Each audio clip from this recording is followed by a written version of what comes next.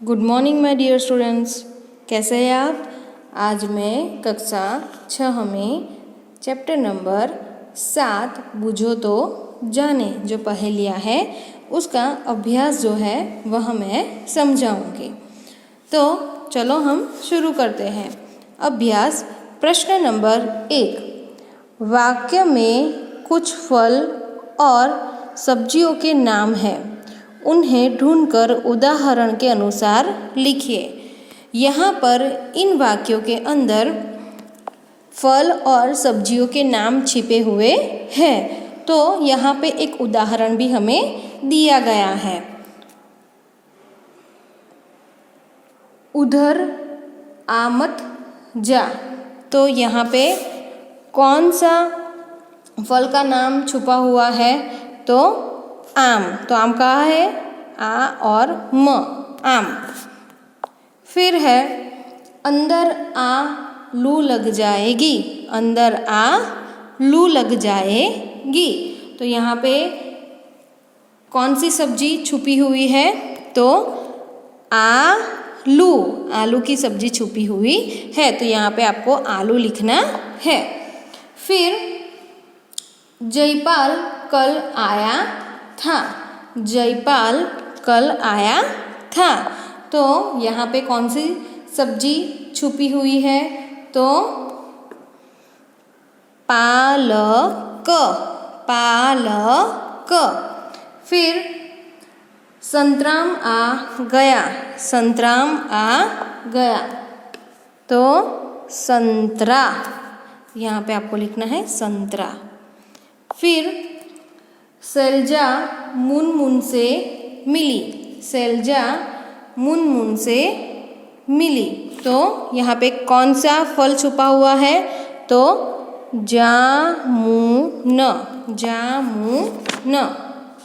फिर फैला हुआ काम अब सिमट रहा है, फैला हुआ काम अब सिमट रहा है, तो कौन सी सब्जी इसके अंदर छिपी हुई है? तो मटर, मटर। तो यहाँ पे आपको मटर लिखना है। प्रश्न नंबर 2।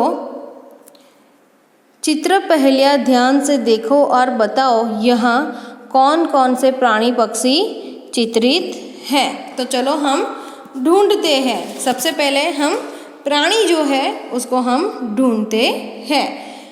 सबसे पहला यहाँ किसका चित्र है? यहाँ है हाथी। फिर ऊँट कहाँ है? ये रहा ऊँट। फिर है ये बैल। फिर ये है मगर। फिर ये है लोमड़ी। फिर ये है कछुआ। तो ये हम हुए हमारे प्राणी। चलो पक्षी को ढूंढते हैं। यहाँ है मोर। फिर यहाँ है तोता। फिर यहाँ है सारस और यहाँ है चिड़िया। तो यह हमारे पक्षी और प्राणी हो गए। आगे का प्रश्न हम समझते हैं। प्रश्न नंबर 3। इन शब्दों को वाक्य में प्रयोग कीजिए, इन शब्दों को वाक्य में प्रयोग कीजिए। तो यहाँ पे शब्द दिए गए हैं, तो यहाँ पे एक उदाहरण भी हमें दिया गया है। तो पहला पर्वत, तो हिमालय ऊंचा पर्वत है, हिमालय ऊंचा पर्वत है। फिर दूसरा है पेड़, दूसरा है पेड़, तो इसका वाक्य बनता है पेड़ हमें फल देते हैं, पेड़ हमें छाया देते हैं, पेड़ हमें लकड़ियाँ देते हैं। दूसरा नदी, तो गंगा पवित्र नदी है, गंगा पवित्र नदी है। फिर आम, आम फलों का राजा है, आम फलों का राजा है। फिर है हाथ, फिर है हाथ, खाने से पहले हाथ धोने चाहिए। खाने से पहले हाथ धोने चाहिए। फिर है मकान। फिर है मकान। यह नया मकान किसका है? यह नया मकान किसका है? फिर है खिलौना। फिर है खिलौना।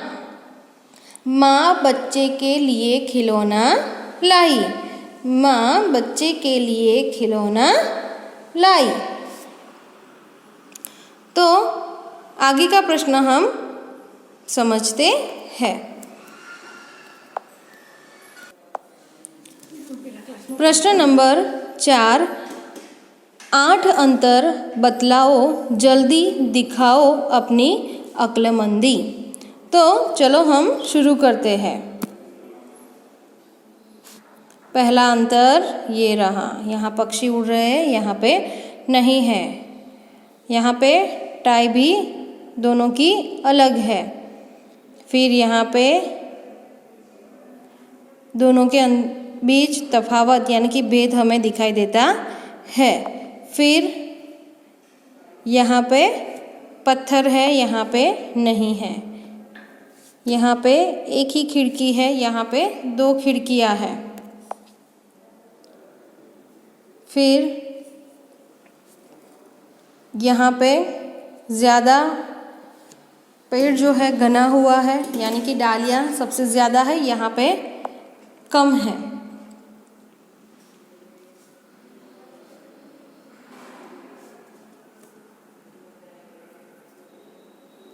यहाँ दोनों में अंतर दिखाई देता है। आगे का प्रश्न नंबर 5, पढ़कर कोष्टक में उचित शब्द लिखिए। पढ़कर कोष्टक में उचित शब्द लिखिए।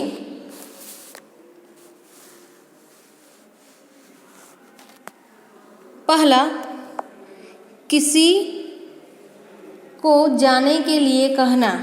किसी को जाने के लिए कहना। तो एक ही बॉक्स दिया गया है, तो एक ही वर्ण से शब्द बनता है, यानी कि जा। फिर जीवन प्राण। जीवन प्राण, तो दूसरे बॉक्स में जा और न, जान। राजा जनक की पुत्री। राजा जनक की पुत्री, तो जानकी। फिर प्राण पशु जीवधारी। प्राणी पशु जीवधारी, तो जीव सृष्टि। जीव सृष्टि।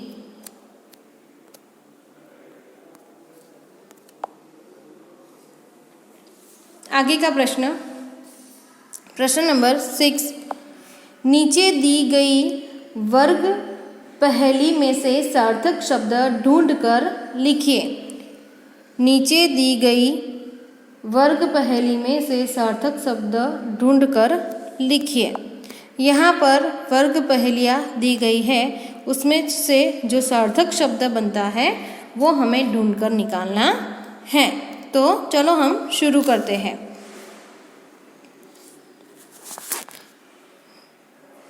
मधु। फिर मद। फिर मामा। फिर नदी। फिर तीर्थ। फिर सावन। फिर वन। फिर सरल। फिर बादल।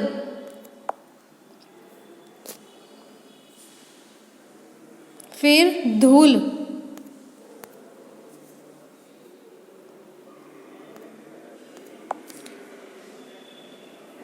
मधु।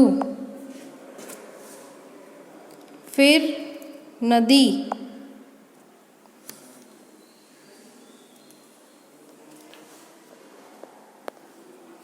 आगे का प्रश्न जो है, यानी कि हमारा जो स्वाध्याय है उसे हम समझते हैं। आगे का प्रश्न।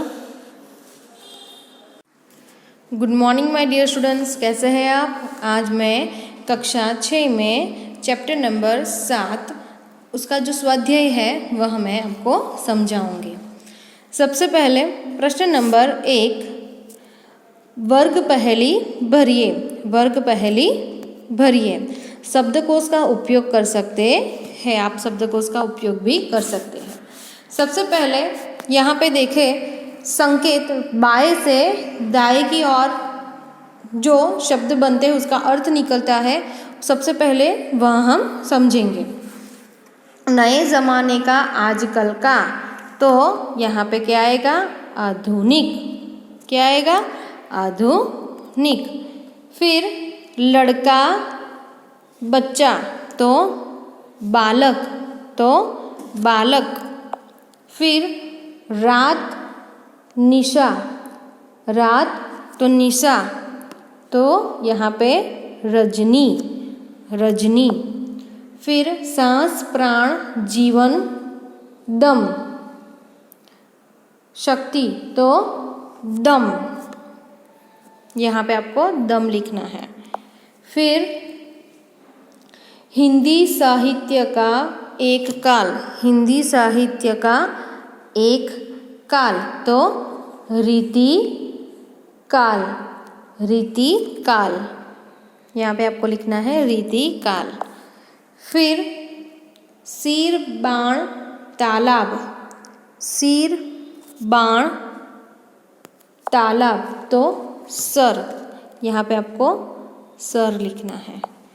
फिर गाने के साथ बजाया जाने वाला, गाने के साथ बजाए जाने वाला तो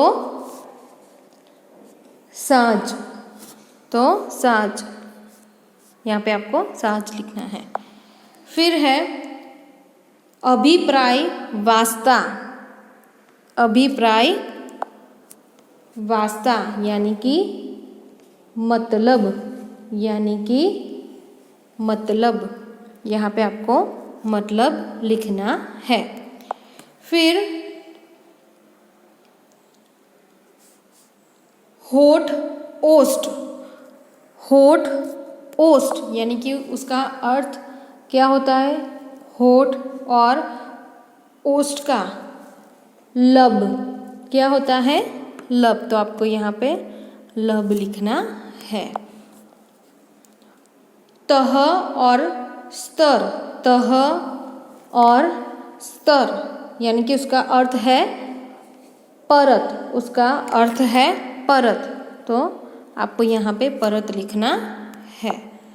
फिर खाद्य सामग्री अनाज, खाद्य सामग्री अनाज तो रसद, तो रसद, तो आपको यहाँ पे रसद लिखना है। फिर यश की गाथा, यश की गाथा यानी कि क्या, यश की गाथा यानी कि यशोगान, यशोगान। तो ये हुआ हमारा संकेत बाएं से दाएं। अब ऊपर से नीचे हम देखते हैं। संकेत ऊपर से नीचे की ओर अब हम देखते हैं। पहला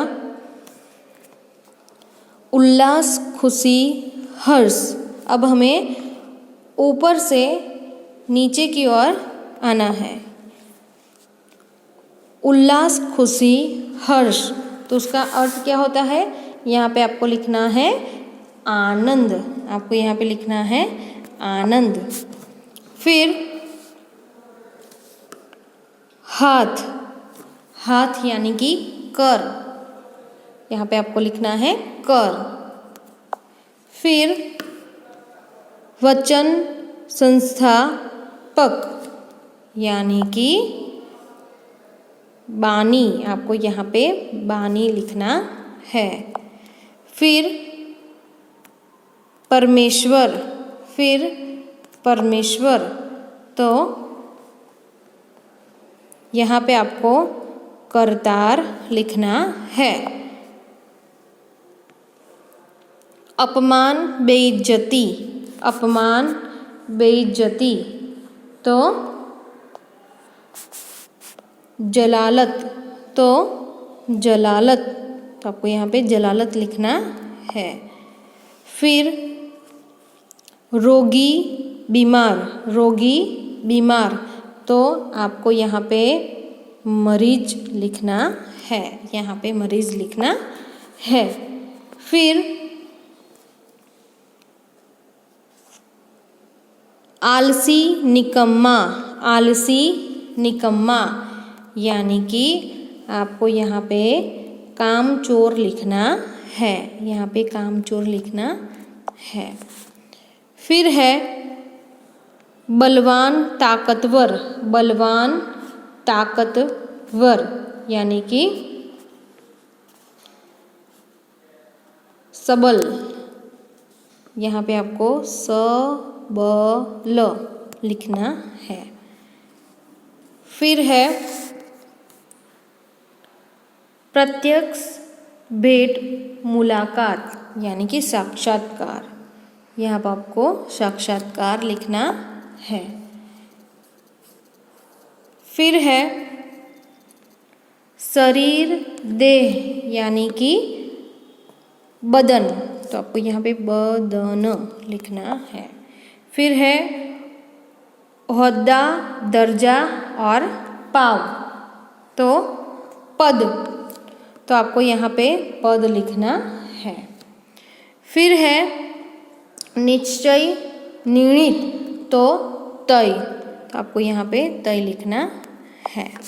आगे का प्रश्न हम समझते हैं।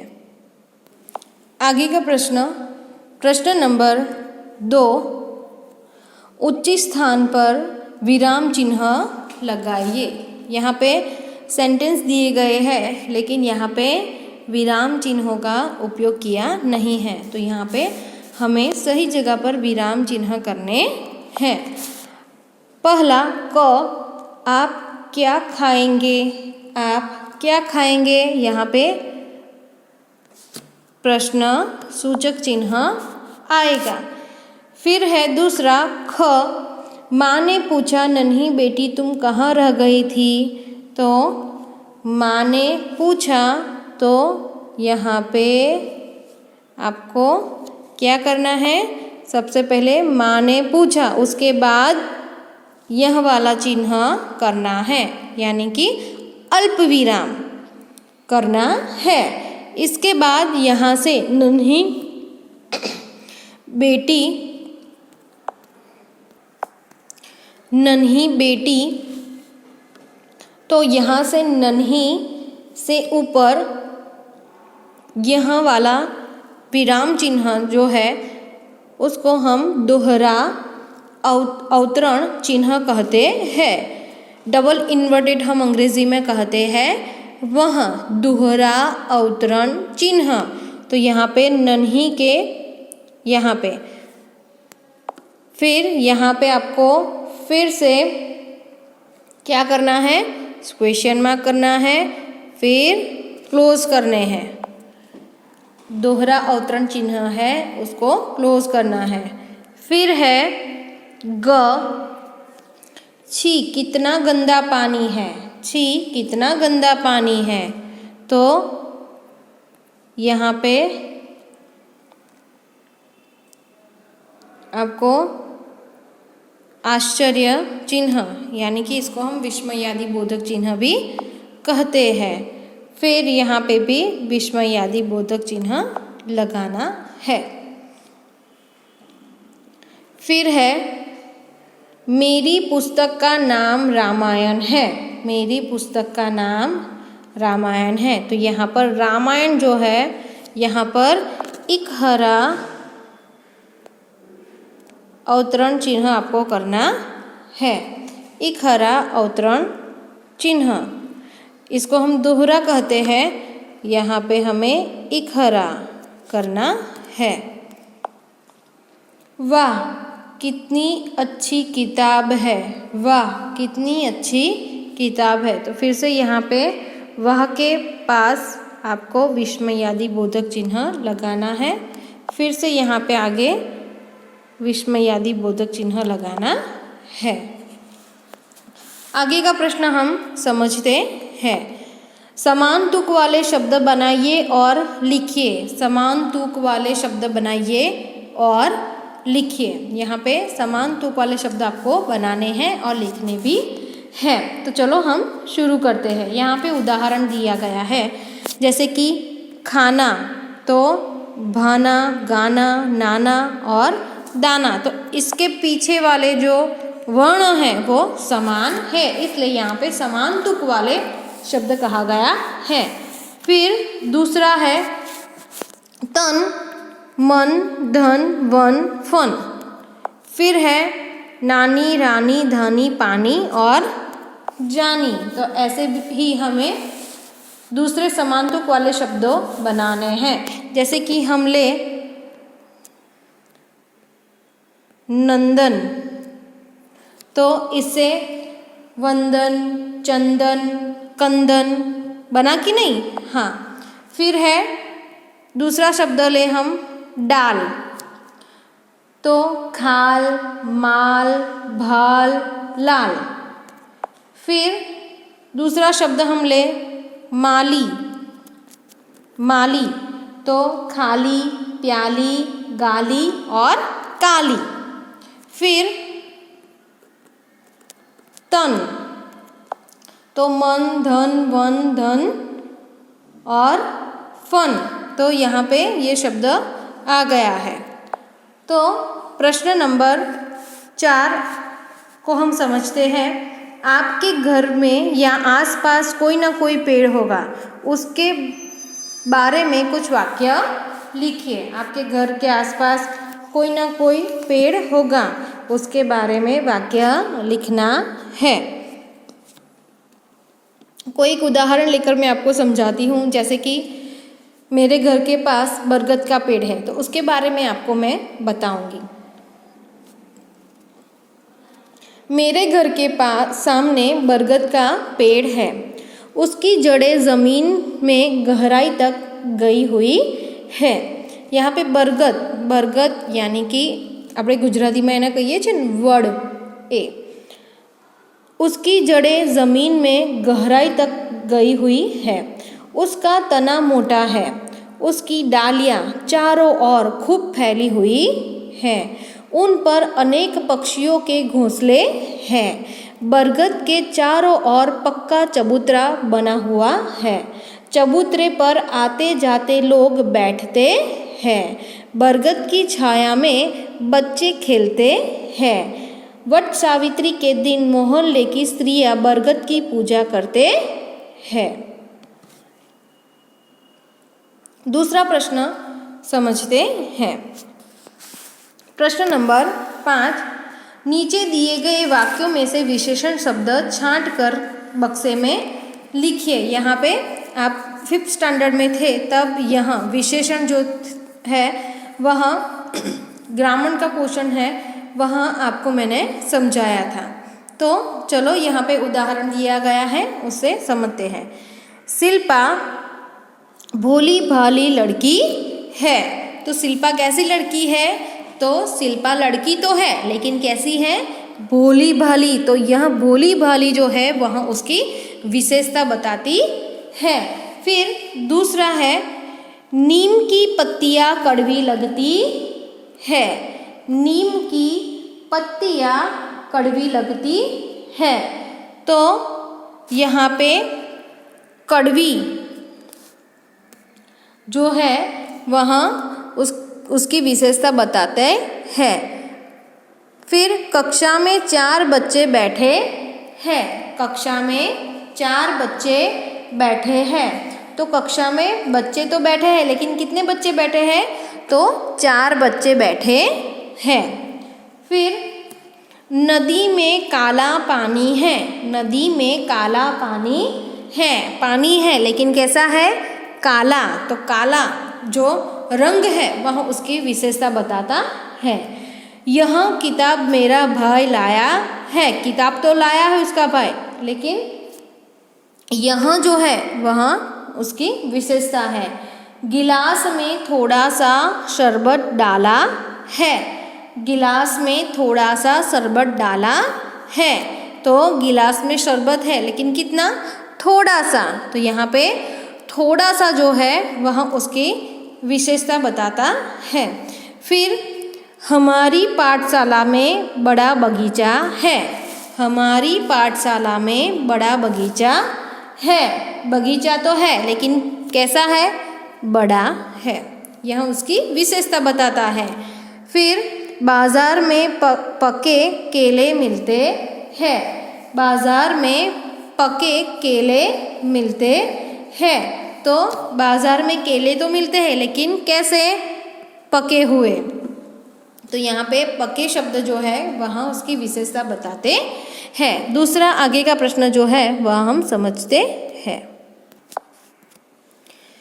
प्रश्न नंबर 6, चित्र में रंग भरिए और चित्र के बारे में कुछ विचार भी व्यक्त कीजिए। यहाँ पे जो चित्र दिया गया है बच्चों, तो आपके पास टेक्स्ट बुक तो होगी, तो आपको इसके अंदर रंग भरना है और इसके बारे में अपने विचार जो है वह व्यक्त करने हैं। किस प्रकार व्यक्त करने हैं तो मैं आपको बताती हूँ। इस चित्र में एक किसान ट्रैक्टर में फसल की बोरियां भरकर ले जा रहा है। इन बोरियों में उसके खेत में पैदा हुई फसल है। खेत के पास पक्का कुआं है। खेत में ही किसान का छोटा सा घर है। यह चित्र सूचित करता है कि हमारे राज्य में कृषि उद्योग का अच्छा विकास हुआ है। किसान सुखी और समृद्ध हुए हैं। किसान सुखी और समृद्ध हुए हैं। इस प्रकार के आपको वाक्य जो है यानी कि आपके विचार जो है वह इस प्रकार व्यक्त करने हैं। प्रश्न नंबर 7, शब्दों को कोश के क्रम में लिखिए। यहाँ पे शब्द जो है उसको शब्द के कोश के मुताबिक आपको लिखना है। शब्दकोश क्या है वो आपको पता है, 5th स्टैंडर्ड में मैंने आपको समझाया था। तो चलो बच्चों हम शुरू करते हैं। यहाँ पे पेड़, चिड़िया, कांटा, नदी, पानी, पक्के, फिर पतला और पूजन, यहाँ शब्द दिए गए हैं। तो इसको हमें शब्दकोश के हिसाब से उसको क्रम में रखना है। तो सबसे पहले कौन सा शब्द आएगा? तो कांटा। फिर दूसरे नंबर पर कौन सा शब्द आएगा? चिड़िया। फिर तीसरे नंबर पर कौन सा शब्द आएगा? नदी। फिर चौथे नंबर पर पक्का। फिर 5वें नंबर पर पतला। फिर 6ठे नंबर पर पूजन और आखिर में 7वें नंबर पर पेड़ शब्द आएगा। आपको यहाँ पे क्रम से इन शब्दों को लिखना है।